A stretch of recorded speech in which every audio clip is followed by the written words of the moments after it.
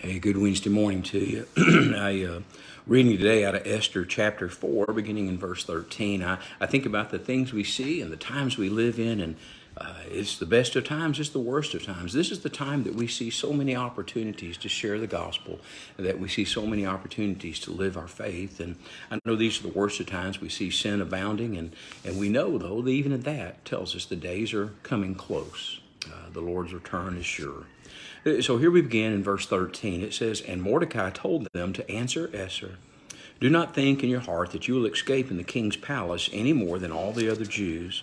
For if you remain completely silent at this time, relief and deliverance will arise for the Jews from another place, but you and your father's house will perish. Yet who knows whether you have come to the kingdom for such a time as this?'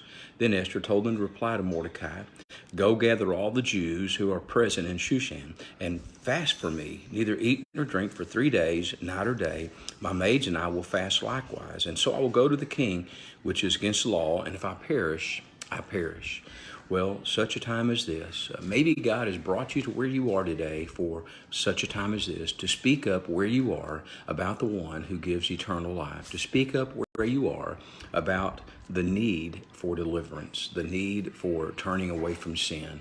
And so I challenge you and I encourage you to be that one who says, God has put me here for such a time as this, to live the life of faith that he calls you to. Invite you to join us today. We do a Bible study at 1 o'clock. We'll do another one at 5, 1 in the gathering place, 5 at Hardy's for the men, 6 the ladies gather for Bible study. We have Celebrate Recovery. We also have our choir practice, our women and our boys and our children and our youth have their time in it. And then at 7, we have our grief share, a busy day on a Wednesday. We do all of that because the minute when we say at Westview, we're here for you. You just have a